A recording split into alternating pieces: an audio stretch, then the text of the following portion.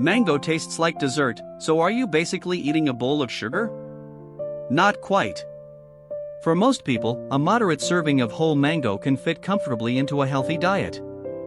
It does contain a meaningful amount of sugar and carbohydrates, but it also gives you water, fiber, vitamins, and minerals. What matters most is the form, the portion, and how your own body responds. 1 cup of diced mango has about 99 calories, 22.6 grams of sugar, and 2.6 grams of fiber, along with vitamin C, folate, and potassium. None of that makes the sugar disappear, and mango is not a low-sugar food. But it does mean you are eating more than an isolated number on a nutrition label. The sweetness in whole mango comes with water, fiber, fruit flesh, and something you have to chew. Candy and sweetened drinks usually offer far less of that surrounding package. They may all taste sweet, but they are not nutritionally identical. Context matters, too.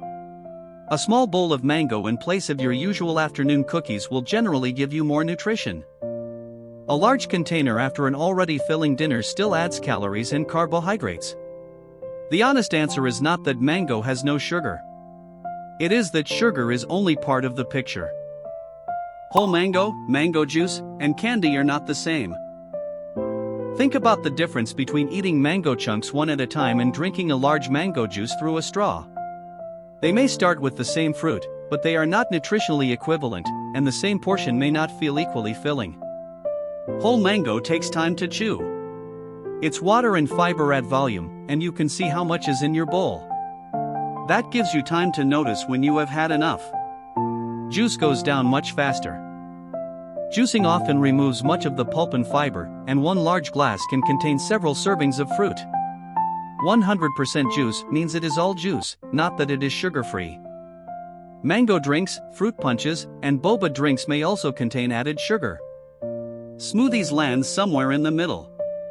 Blending can preserve more of the fruit and fiber, but a large smoothie made with several servings of fruit, juice, honey, and sweetened yogurt can still deliver a lot of sugar and calories quickly.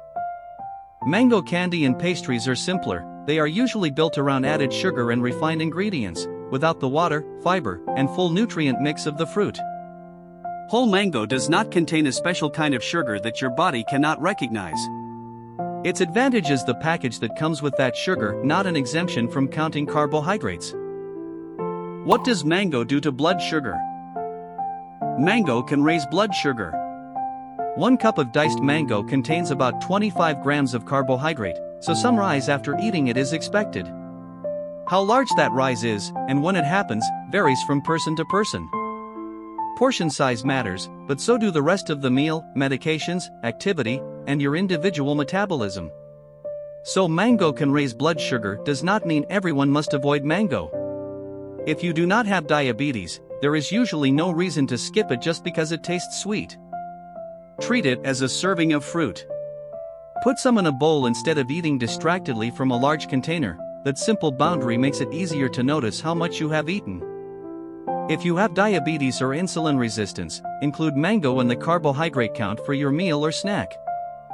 Half a cup has roughly 12 to 13 grams of carbohydrate and can be a conservative starting portion while you consider the rest of the meal and, if you monitor it, your own glucose response.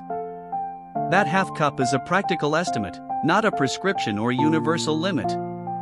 What works for you may change with your medication, activity, meal, and individual glucose response.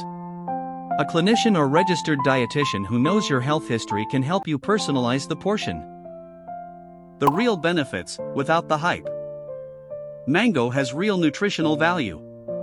It is simply less dramatic than the promises you may see online. Its vitamin C supports normal collagen production, wound healing, and immune function. Folate is involved in cell division and is especially important during pregnancy. Fiber supports regular bowel movements and can make a snack feel more satisfying. Mango also contains carotenoids and polyphenol, natural compounds found in plants. Those are useful nutrient roles, not proof that mango produces a specific health outcome. Vitamin C is needed to make collagen, but eating mango has not been shown to erase wrinkles or treat acne. Mango can be part of a heart-healthy eating pattern rich in fruits, vegetables, beans, and whole grains, but there is not good evidence that mango alone lowers blood pressure or cholesterol, or prevents heart disease. The same reality check applies to weight loss.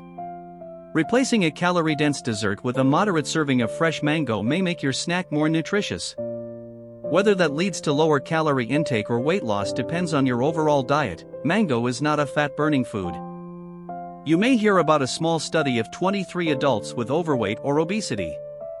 Researchers compared fresh mango with an equal calorie, low-fat cookie snack and found differences in satiety responses and some measurements after eating. But this was an acute study of a single eating occasion. It cannot show that mango causes weight loss over time. Cancer claims require even more care. Mango contains a polyphenol called mangiferin, which has produced findings of research interest mainly in cell and animal studies.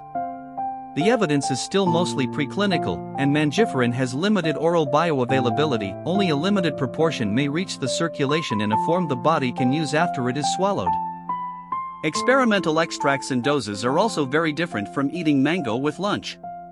We do not have sufficient human clinical evidence that mango or mangiferin prevents or treats cancer. Mango should never replace recommended cancer screening or evidence-based treatment. And it does not need miracle claims to be worthwhile. It is a sweet snack with water, fiber, and useful nutrients. That is a modest benefit, but a real one. When mango deserves extra caution. No food agrees with everyone. If mango repeatedly leaves you bloated, crampy, or rushing to the bathroom, do not force it just because fruit is supposed to be healthy.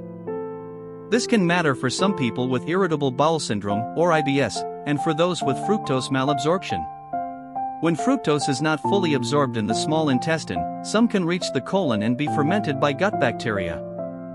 In susceptible people, that may contribute to gas, bloating, pain, or diarrhea. But IBS does not automatically mean giving up mango forever. Triggers and tolerated portions vary widely. Once symptoms settle, some people may be able to try a smaller amount and track what happens. If symptoms are persistent or significant, talk with a clinician or registered dietitian instead of repeatedly testing your limits on your own. People with chronic kidney disease may also need to consider potassium. Some people with reduced kidney function have trouble clearing excess potassium from the blood, so anyone advised to limit potassium needs to count mango as part of the full day's intake. Still, chronic kidney disease does not automatically require a low potassium diet. Blood potassium levels, the stage of kidney disease, dialysis, and medications all affect that decision. Do not eliminate every fruit unless your care team has told you to restrict potassium. If they have given you a limit, mango does not get a free pass because it is natural. Mango allergy is uncommon, but it can be serious. Reactions to the flesh may include itching in the mouth, hives, or swelling of the lips or face. The peel and sap contain allergenic compounds. Some are related to, or can cross-react with, substances associated with poison ivy and poison oak, including urushiol-type compounds. Someone with a history of contact dermatitis from those plants may develop redness, itching, or blisters after handling mango peel, although this does not happen to everyone. If peeling mango repeatedly causes a rash, avoid direct contact and ask someone else to prepare it. For mild, brief digestive symptoms, stop eating mango and see whether they settle. But trouble breathing, throat tightness, difficulty swallowing, sudden hoarseness, faintness, or significant swelling of the tongue, lips, or face can signal a severe allergic reaction. Use an epinephrine autoinjector immediately if one has been prescribed, and call emergency services. Do not wait at home to see whether it passes. Symptoms can return even after epinephrine. A practical way to enjoy mango. You do not need to turn mango into a math problem. Start with fruit you can see and chew. Fresh mango is a good choice, and frozen mango without added sugar is nutritious, too. Then give your portion a visible edge. For many healthy adults, half a cup to 1 cup of diced mango is a manageable serving, not a medical rule. Put it in a small bowl and return the container to the fridge. Eating from a large bag or tub while working or watching a show makes it much harder to notice how much you have had. If you manage diabetes or insulin resistance, remember that half a cup has about 12 to 13 grams of carbohydrate. That is a conservative, non-universal place to start.